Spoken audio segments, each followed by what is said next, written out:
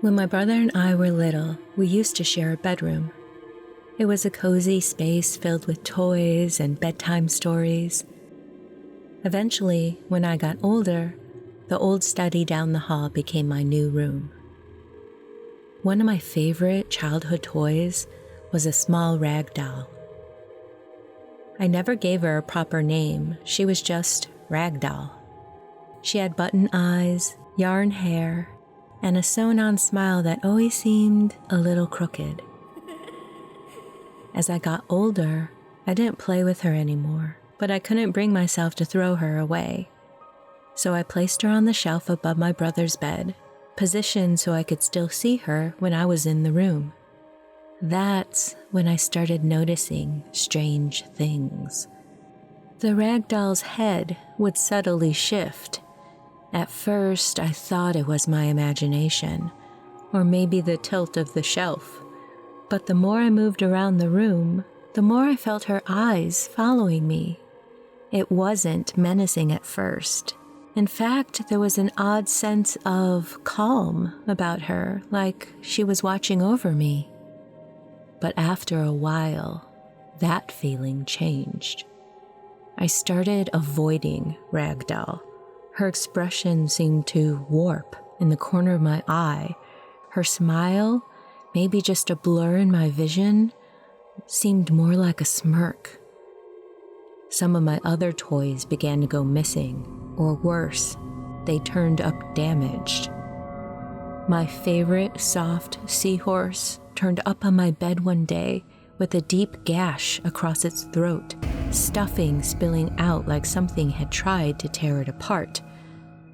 Rag Doll was there too, perched on a shelf, staring down at the ruined toy like a silent witness.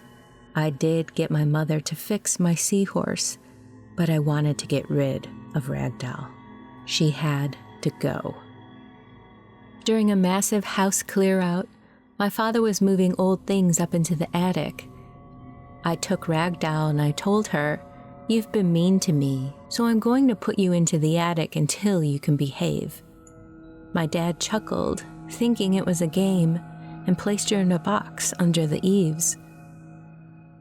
Not long after that, I began hearing noises, soft thuds, deliberate footsteps pacing the attic floor above my room, sometimes tapping like teeny drumming on the boards.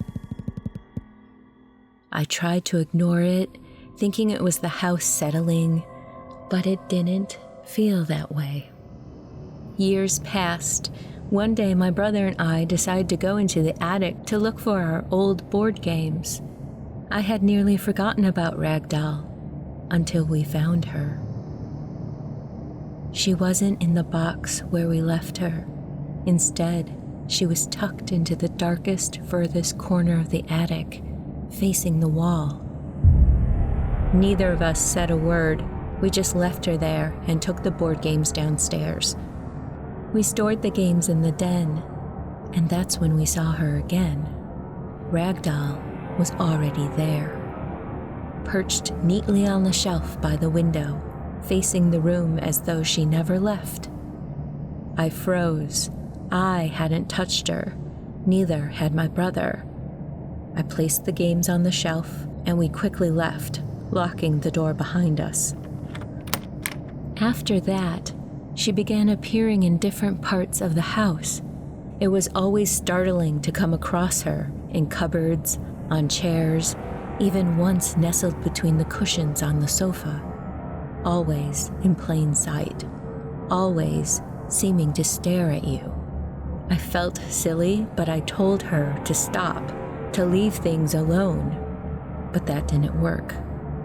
I kept finding her about the house. With one exception, she couldn't follow me upstairs. The bedrooms and the bathroom remained out of reach. Maybe she couldn't climb the stairs. Looking back, I can't believe that this was part of my childhood. It's amazing to me that strangeness could be so accepted. Maybe it's because everything is new to a kid and you just don't know any better.